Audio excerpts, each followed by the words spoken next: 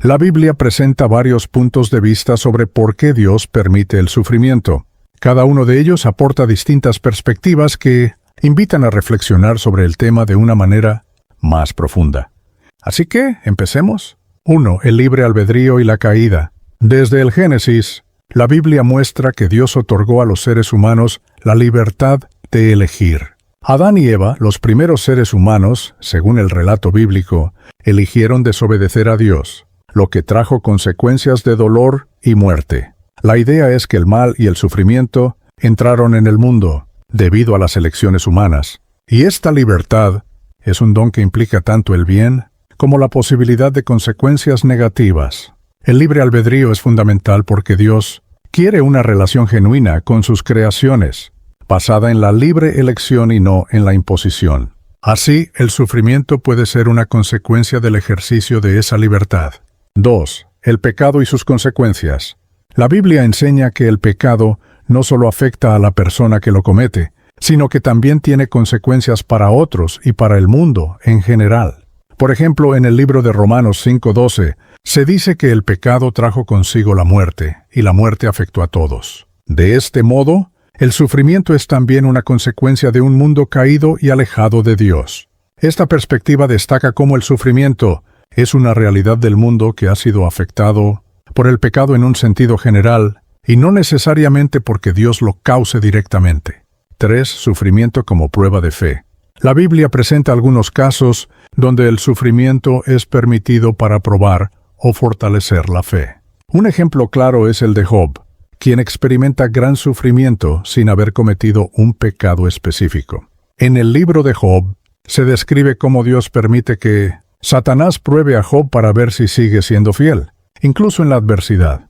En este sentido, el sufrimiento no es necesariamente un castigo, sino una oportunidad para que las personas fortalezcan su carácter y crezcan en su relación con Dios. Santiago 1:2-3. Por ejemplo, menciona que la prueba de vuestra fe produce paciencia. 4. El sufrimiento y el bien mayor. En algunos casos, la Biblia sugiere que Dios permite el sufrimiento temporal para un bien mayor. La historia de José, quien fue vendido como esclavo por sus hermanos, y luego encarcelado injustamente en Egipto, muestra cómo Dios usó ese sufrimiento para luego elevar a José a una posición desde la cual pudo salvar a muchas personas de la hambruna. En Génesis 50:20, José dice a sus hermanos: «Ustedes pensaron hacerme mal, pero Dios lo encaminó a bien». Esta perspectiva indica que Dios puede permitir el sufrimiento con el propósito de traer algo positivo al final, aunque este propósito no siempre sea visible desde el inicio. 5. Dios sufre con nosotros. La Biblia también presenta a un Dios que no está indiferente al sufrimiento humano. La figura de Jesús, quien experimenta dolor, traición y muerte en la cruz, es central en este aspecto. Según la enseñanza cristiana, Dios en Jesucristo experimentó el sufrimiento humano en su forma más extrema, mostrando su compasión y cercanía hacia los que sufren. Isaías 53 describe a Jesús como un varón de dolores que fue experimentado en sufrimiento, lo que refleja que Dios entiende y comparte el dolor humano. 6. Esperanza de redención y vida eterna. La Biblia enseña que el sufrimiento es temporal y que, al final, Dios traerá una redención completa.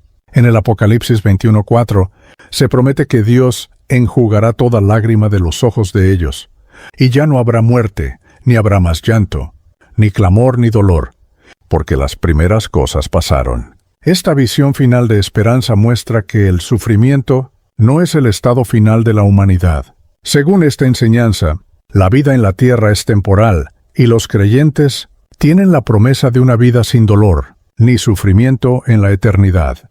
En conclusión, según la Biblia, Dios permite el sufrimiento por varias razones: la libertad humana, las consecuencias del pecado, las pruebas de fe, el bien mayor que puede surgir, y como un medio para revelar su empatía y compasión. Además, la Biblia ofrece una esperanza en la promesa de una redención final donde todo sufrimiento será eliminado.